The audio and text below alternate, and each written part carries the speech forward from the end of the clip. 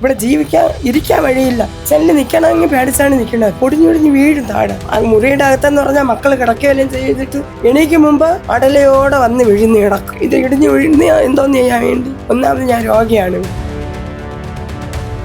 വോട്ടിന് മാത്രം അന്ന് പറയും വോട്ടിടണം. വോട്ട് കൊടുത്തതിന് ശേഷം അവർ ജയിച്ചോ തോറ്റോ വെള്ളത്തിനും പോലെ ഞങ്ങളെ കടൽ തീരത്തെല്ലാം വീടെല്ലാം തപ്പി. ഞങ്ങൾക്ക് ഒരു വർഷം ജോലി വരുമെന്ന് പറഞ്ഞിട്ട് ഞങ്ങളെ പറ്റിച്ച് വോട്ടെല്ലാം ജയിച്ചിട്ട് ഒരു വണ്ടി വെള്ളം വന്നപ്പോ കുടിക്കാൻ പോലും വെള്ളം തരുന്നില്ല. താമരക്കാരുടെ അടുത്ത് വെള്ളം പോയി ചോദിക്കാനെന്ന്. നിങ്ങൾ താമരക്കിട്ട് നിങ്ങൾ അരുവാളിനിട്ട് വേർതിരിക്കുന്ന ആൾക്കാരാണ്. അയാളുടെ വീട്ടിൽ കരഞ്ഞു. ഞങ്ങൾ 4 കുടുംബം താമസിക്കുന്ന വീട് ഏതെങ്കിലും ഒരു ഭവനം തരിയെന്ന് യാചിച്ചിട്ട് പോലും അയാൾ ഞങ്ങൾക്ക് ഒരു നടപ്പിൽ ഒന്നും ആക്കി തന്നിട്ടില്ല. കടൽ കയറിയിട്ട് ഞങ്ങൾക്ക് യാതൊരു ഇതും ഒരിടത്തു നിന്ന് കിട്ടിയിട്ടില്ല.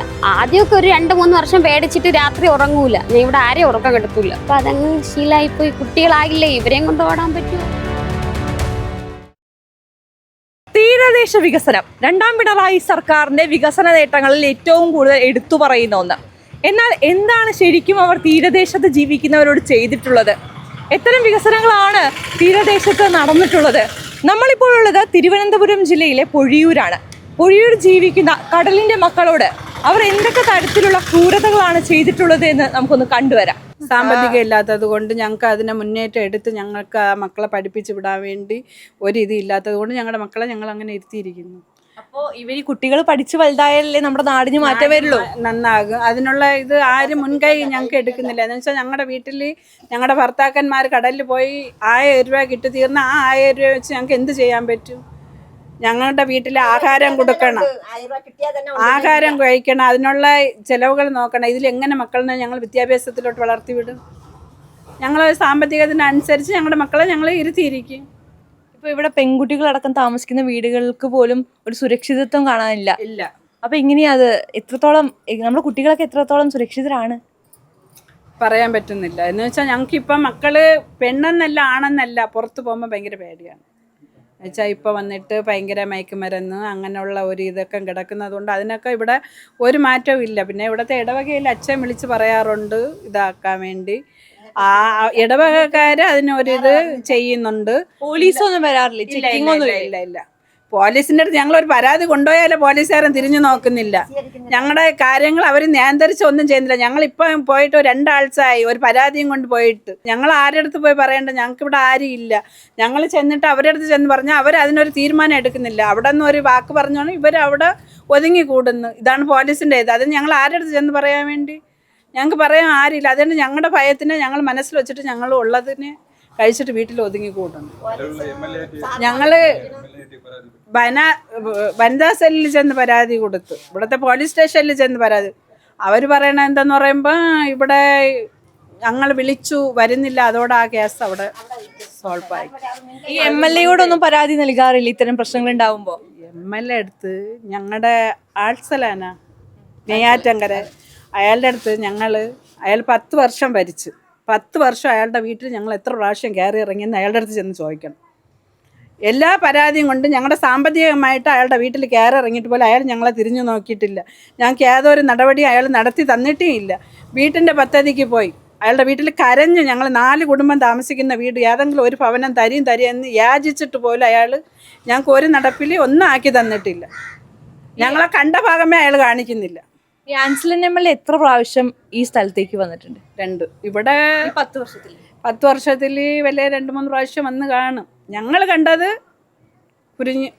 കുറച്ച് സമയങ്ങളിലൊക്കെ തന്നെ കണ്ടിട്ടുണ്ട്, കൂടിയ സമയങ്ങളിൽ കണ്ടിട്ടില്ല. പിന്നെ അയാൾക്ക് പരിചയമുള്ള ആൾക്കാരെ വീട്ടിൽ പോയോ എന്തെന്ന് ഞങ്ങൾക്ക് അറിഞ്ഞൂടാ. സാധാരണക്കാരുടെ പ്രശ്നം എന്താണെന്ന് അറിയാനൊന്നും ഈ വഴിക്ക് വരാറില്ല? ഇല്ല.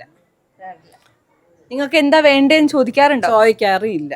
ഞങ്ങളുടെ ഏതൊരു കാര്യവും അയാൾ തിരക്കാറില്ല. ഞങ്ങളുടെ കാര്യങ്ങളിൽ ഒന്നും ഇടപെടാറില്ല. അയാൾക്ക് വോട്ട് കിട്ടി അയാൾ നേരെ ചെന്ന് വീട്ടിൽ ചെന്നിരിക്കുന്നു. അപ്പോൾ ഇത്തവണ അയാൾക്ക് വോട്ട് ചെയ്യോ?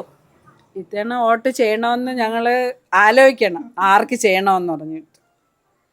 ഈ വോട്ട് ചോദിച്ച് വരുന്ന സമയത്ത് നിങ്ങൾ നിങ്ങളുടെ ആവശ്യം പറയുമ്പോൾ അത് നടത്തി തരാന്നുള്ള വാഗ്ദാനങ്ങൾ തരുന്നുണ്ടോ? ആ സമയം പറയും, ഒന്നും നിങ്ങൾ പേടിക്കണ്ട, നിങ്ങളുടെ കാര്യങ്ങളെല്ലാം ഞങ്ങൾ ചെയ്തു തരാം, നിങ്ങൾ എന്ത് വേണമെങ്കിലും ഇപ്പം ആവശ്യപ്പെടി. അപ്പോൾ ഒരു ചിരിച്ച പല്ലോടെ വന്ന് നിൽക്കും ഞങ്ങളുടെ ഫ്രണ്ടിൽ. പിന്നെ ഞങ്ങൾ പോകുമ്പോൾ അയാൾക്ക് ഞങ്ങളുടെ കണ്ട ഭാഗവും ഞങ്ങളുടെ മുമ്പിൽ കാണിക്കത്തില്ല. അയാൾ ഒരു ദിവസം ഞങ്ങളുടെ വീട്ടിൽ വരും. ഞങ്ങൾ ഉള്ള 5 വർഷം അയാളുടെ വീട്ടുപടിയിൽ ഞങ്ങൾ കയറിയിട്ടുണ്ട്. അയാൾ ഞങ്ങൾക്ക് ഒരു തീരുമാനവും അതിൽ ഒരുക്കി തന്നിട്ടില്ല. വീട്ടിൽ പോകുമ്പോൾ അദ്ദേഹം എങ്ങനെയാണ് പെരുമാറുന്നത്, അല്ലെങ്കിൽ നിങ്ങളുടെ പ്രശ്നങ്ങൾ കേൾക്കുന്നത്? അയാൾ വന്നിട്ട് പോകുമ്പോൾ നമ്മൾ എളിയ പാവങ്ങളല്ലേ, നമ്മൾ എവിടെ ഇരിക്കണമെന്ന് അറിയാമല്ല, അതേ സ്ഥാനത്തിലിരിക്കും. അയാൾ വന്നിട്ട് ഉയർന്ന കസേരയിലിരിക്കും.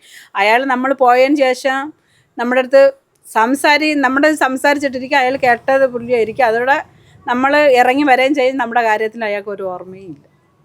നമ്മൾ പറഞ്ഞിട്ടേ ഇല്ലെന്നാണ് അയാളുടെ ഒരു ഇത്. വെച്ചാൽ ഞങ്ങൾ പാവങ്ങളല്ലേ, ഉള്ള ഒരു ആൾക്കാർ പോയാൽ അവരിന് അതിനുള്ള പരികരണം അവർ ചെയ്യുന്നുണ്ട്. പൈസ ഉള്ളവർക്കേ കാര്യമുള്ളൂ. അത് തന്നെ ഇന്നത്തെ കാലം അതിനാണ് വില.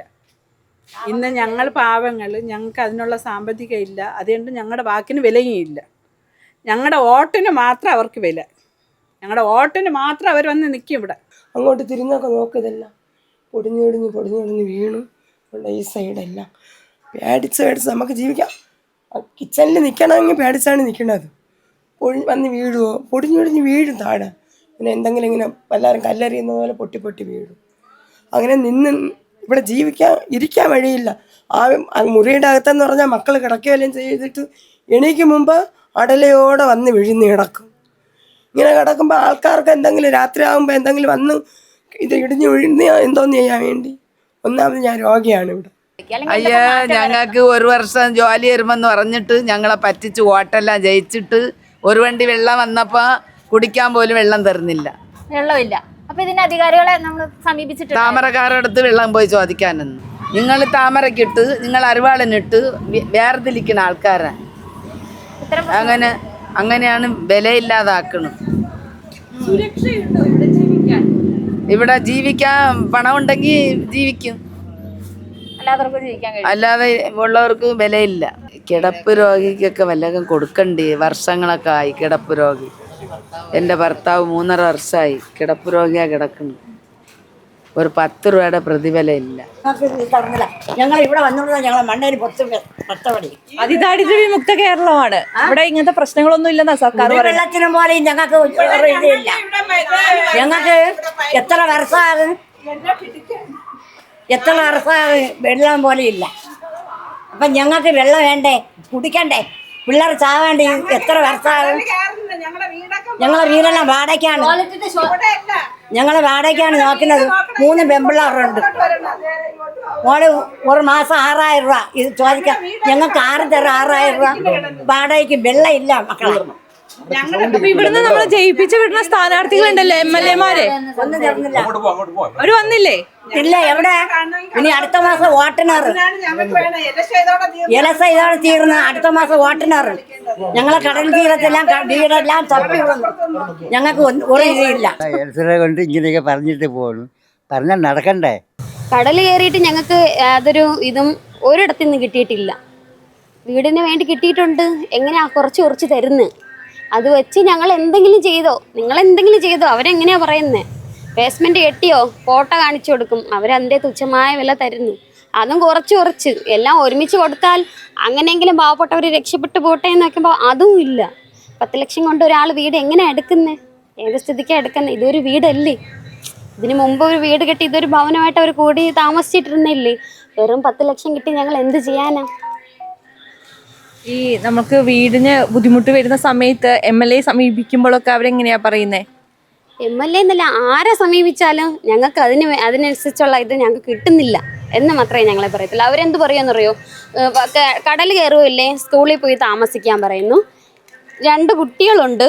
ഇവർ 2 പേരെയും വച്ചിട്ട് സ്കൂളിൽ പോയി താമസിക്കും. ഒരുപാട് ഫാമിലി താമസിക്കുന്നുണ്ട്. അവർ 2 പേരും അവിടെ ഓടും ഇവിടെ ഓടും അവിടെ തുപ്പും. കുട്ടികളല്ലേ, അത് നമുക്കറിയാം. അതിന് വേണ്ടിയിട്ട് ആരുടെങ്കിലും അടിവെക്കാൻ പോകാൻ പറ്റുമോ? പ്രശ്നങ്ങളുണ്ടാവും. ഫാമിലി അല്ലേ, കുഞ്ഞു മക്കളെയും കൊണ്ട് വല്ലയിടത്തും കൊണ്ട് നമ്മുടെ വീട്ടിൽ ഇരിക്കുന്നത് പോലെ ഒരു സേഫ് സ്കൂളിൽ കിട്ടുമോ? ഇല്ല. അവർക്ക് കറക്റ്റായിട്ടുള്ള ഫുഡ് കിട്ടുമോ? അതും ഇല്ല. അത് ഞങ്ങളാണ് ചെയ്യേണ്ടത്. എല്ലാ കാര്യങ്ങളും ഞങ്ങളാണ് അവർക്ക് നോക്കി ചെയ്യേണ്ടത്. അപ്പം ഇങ്ങനെ പോയി താമസിക്കാൻ പറഞ്ഞാൽ ഞങ്ങൾക്ക് അതിലും ഭയങ്കര ബുദ്ധിമുട്ടാണ്. ഇങ്ങനെ കടൽ കയറുമ്പോൾ അവർ വന്ന് നിസ്സാരമായിട്ട് പറയും സ്കൂളിൽ പോയി താമസിക്കാൻ പറഞ്ഞിട്ട് പോകും. അത്രയേ ഉള്ളൂ. എത്രത്തോളം ധൈര്യത്തോടെ രാത്രി കിടന്ന് ഉറങ്ങുന്നേ? ആദ്യമൊക്കെ ഒരു 2-3 വർഷം പേടിച്ചിട്ട് രാത്രി ഉറങ്ങൂല. ഞാൻ ഇവിടെ ആരെയും ഉറക്കം കെടുത്തൂല. ഇപ്പം അതങ്ങ് ശീലമായിപ്പോയി. കുട്ടികളാകില്ലേ, ഇവരെയും കൊണ്ട് ഓടാൻ പറ്റുമോ? ഇല്ലല്ലോ. അതുകൊണ്ട് എല്ലാം സഹിച്ച് സഹകരിച്ച്. കുഞ്ഞുങ്ങളെയൊക്കെ ഇവിടെ വളർത്തുന്നത് എത്രത്തോളം സുരക്ഷിതമാണെന്ന് തോന്നുന്നുണ്ട് ഒരു അമ്മ എന്ന നിലയ്ക്ക്? അല്ല ഓടിപ്പോവും. നമ്മൾ പിടിക്കും മുമ്പേ അവിടെ വീണ് കഴിയും. നമ്മളിപ്പോൾ ജസ്റ്റ് ജോലിയൊക്കെ ചെയ്യും, നമ്മൾ വീട്ടു ജോലിക്കാരല്ലേ, ചെയ്തുകൊണ്ടിരിക്കും. ഞാനൊരു ടീച്ചറായിരുന്നു, വർക്ക് ചെയ്തിട്ടിരുന്നതാണ്. അപ്പം ഇവർക്ക് വേണ്ടിയിട്ട് എല്ലാം നിർത്തിവെച്ചിട്ട്, സാഹചര്യം മോശം, കുട്ടികളെ നോക്കണം, എല്ലാം കൊണ്ട് നിർത്തിവെച്ചിട്ട് വീട്ടിൽ തന്നെയാണ്. കുഞ്ഞുങ്ങൾ വളർന്നു വരുമ്പോൾ അവരുടെ വിദ്യാഭ്യാസം അതൊക്കെ ഇവിടെ ലഭ്യമാവുമെന്ന് തോന്നുന്നുണ്ടോ? ഇവിടത്തെ കാര്യം അറിയില്ല, ഉറപ്പ് പറയൂല. പക്ഷേ എൻ്റെ മക്കളെ എനിക്ക് വളർത്തണമെന്ന് എനിക്ക് ആഗ്രഹമുണ്ട്. അതുകൊണ്ട് ഇവരാരെയും ഞാൻ നോക്കത്തില്ല. കാരണം ആരാ സഹായിക്കുന്നത്? നമ്മൾ എത്ര തവണ പോകണം? ഒരു തവണ 2 തവണ എന്തെങ്കിലും ഒരു കാര്യം പറഞ്ഞു പോയാലും അതിന് റെസ്പോണ്ടില്ല. അപ്പോൾ കുട്ടികളുടെ വിദ്യാഭ്യാസത്തിന് നമ്മൾ എങ്ങനെ മറ്റുള്ളവരെ ആശ്രയിക്കാൻ പറ്റും? ആരെയും ആശ്രയിക്കാൻ പറ്റൂല. ഞങ്ങളെ കൊണ്ട് എന്ത് ചെയ്യാൻ പറ്റുമോ അതേ ചെയ്യാൻ പറ്റുള്ളൂ. മറ്റുള്ളവരെ എന്തായാലും ആശ്രയിക്കാൻ പറ്റൂല. ആര് ഭരണത്തിൽ വന്നാലും ആരെന്തോ വന്നാലും നമുക്ക് അതിനുള്ള ആനുകൂല്യങ്ങളൊന്നും ലഭിക്കുന്നില്ല. ഞങ്ങൾ പേടിച്ചാണ് ജീവിക്കുന്നത്. കടലടുത്ത് വന്നതുകൊണ്ട് ഞങ്ങൾ എല്ലാവരും പേടിച്ചാണ് ജീവിക്കുന്നത്. രാത്രിയൊക്കെ നമുക്ക് പറയാൻ പറ്റൂല. ഈ കുട്ടികളെയൊക്കെ വീട്ടിൽ കിടക്കുന്നതല്ലേ, അപ്പം പറയാൻ പറ്റൂല കടലിൽ എങ്ങനെ വരും പോവും എന്ന്. സർക്കാരിൻ്റെയൊക്കെ ഒരുപാട് പരസ്യങ്ങളില്ലേ, ഇവിടേക്ക് ഒരുപാട് വികസനങ്ങൾ വന്നു എന്നാണ് പറയുന്നത്. അതിലപ്പോൾ വാസ്തവം ഇല്ല എന്നാണോ? വികസനമൊന്നും വന്നിട്ടില്ല, ഒരു വികസനവും ഇതുവരെ വന്നിട്ടില്ല. നിങ്ങളുടെ സൗകര്യങ്ങളൊക്കെ അന്വേഷിച്ച് ഇവിടെ ആരെങ്കിലും വരാറുണ്ടോ? ഇല്ല, ആരും വരാറില്ല. MLA എങ്ങനെയാണ്? MLA നമ്മൾ കാണാറില്ല, ഇവിടെ വന്നിട്ടില്ല MLA ഒന്നും. ഈ 10 വർഷത്തിന്റെ ഇടയ്ക്ക് ആൻസൽ എന്ന് പറയുന്ന MLA പരിക്ക് വന്നിട്ടില്ല. ആൻസൽ റോഡേ വരും, വോട്ട് ചോദിക്കാൻ വേണ്ടി വരും. അവർ വോട്ട് ചോദിച്ച് വോട്ട് വാങ്ങിച്ചിട്ട് പോകും. ജയിച്ചിരുന്നാൽ അവരുടെ പാട്, നമ്മൾ നമ്മുടെ പാട്. വീണ്ടും ഒരു തെരഞ്ഞെടുപ്പ് വന്നിരിക്കുക. അപ്പോൾ ഇനി എന്തായാലും നിങ്ങളെയൊക്കെ ഒരു വോട്ടർ ബാങ്ക് പോലെയാണ് ഇവിടെ വരുന്ന സ്ഥാനാർത്ഥികൾ കാണുന്നതെന്നുള്ളൊരു തോന്നലുണ്ടോ? ഉണ്ട്. അപ്പം അതിലൊരു മാറ്റം വരാൻ എന്താ തോന്നുന്നത്? ഇവിടുത്തെ പ്രശ്നങ്ങൾ മാറണമെങ്കിൽ എന്താ ചെയ്യുക? ഏതെങ്കിലും സ്ഥാനാർത്ഥി വന്ന് ആ മാറ്റങ്ങളൊക്കെ നടപടി എടുക്കണം. അങ്ങനെ ഒരു നല്ല സ്ഥാനാർത്ഥി വരികയാണെങ്കിൽ എന്തൊക്കെ മാറ്റങ്ങൾ ആഗ്രഹിക്കുന്നത്? എന്തൊക്കെ കടലിൽ എന്താ ഭിത്തി ഇടണമെന്ന് പറഞ്ഞ്, പിന്നെ ഈ വീടുകളൊക്കെ കെട്ടിക്കൊടുക്കണം. ഹാർബർ വരുമെന്ന് പറഞ്ഞ്. ഒരുപാട് കുഞ്ഞുങ്ങളുണ്ടല്ലോ, ഈ കുഞ്ഞുങ്ങളുടെയൊക്കെ വിദ്യാഭ്യാസം എങ്ങനെയാ? വിദ്യാഭ്യാസമൊക്കെ ചെറുതായിട്ട് ഇങ്ങനെ പോകുന്നു. പൈസയുടെ ബുദ്ധിമുട്ട് കാരണം വിദ്യാഭ്യാസമൊക്കെ നിൽക്കുന്നു. 5 വർഷത്തിന് മുമ്പ് കടൽ പണിയായിരുന്നു എനിക്ക്. പണിക്ക് പോയിട്ട് ഒരു സുപ്രഭാതത്തിൽ ആഴക്കടലിൽ വെച്ച് തന്നെ സ്തംഭിതമായ ഒരു കൈയും വായും. അങ്ങനെ അവിടെ വെച്ച് എങ്ങനെ ഒരാഴ്ച കൊണ്ട് കഴിഞ്ഞുകൂടി കടലിൽ തന്നെ കൂടിയപ്പം പിന്നീട് ഇങ്ങോട്ട് കരയ്ക്ക് വന്നതിന് ശേഷം വീട്ടിൽ വന്നതിന് ശേഷം ചികിത്സയിലായിരുന്നു. രോഗം ഇത് ഷുഗറും പ്രഷറും കൈ തളർച്ച രക്തവാതങ്ങളുമായിട്ടാണ് ഉള്ളത്. പിന്നെ അവിടെ ഇവിടെ പോയിട്ടൊക്കെ ചികിത്സിച്ച് ഇപ്പോൾ ഉള്ള പൈസ എല്ലാം തീർന്നു. അങ്ങനെ പിന്നീട് ഷുഗർ കൺട്രോൾ ആവുന്നില്ല. ഷുഗറിൽ ഇപ്പം കൺട്രോളാകാത്ത രക്തത്തിൽ കലർന്ന ഷുഗറാണ്.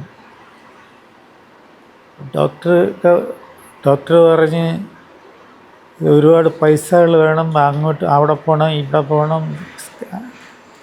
അതിന് എനിക്ക് നടക്കാനൊന്നും പറ്റുമെന്നില്ല.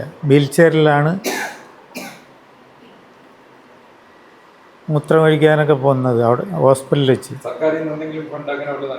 അങ്ങനെ ഏതൊരുവിധ ആനുകൂല്യങ്ങളും ഇതുവരെ കിട്ടിയിട്ടില്ല. അവരാരും വന്ന് കണ്ടില്ലേ? ഇല്ല ഇതുവരെ ആരും വന്നിട്ടില്ല. എന്താ പറഞ്ഞേ? അന്ന് പള്ളിയിൽ നിന്ന് മാത്രം ആൾക്കാർ വന്നു. പള്ളിയിൽ നിന്ന് ആൾക്കാർ വരും. ഇപ്പം നമുക്കറിയാലോ, ഇവിടെ മാറി മാറി ഇടതും വലതും സർക്കാരുകൾ ഭരിച്ചിട്ടുണ്ട്. അവരാരെങ്കിലും സഹായിക്കാൻ ഈ വഴിക്ക് വന്നിരുന്നോ?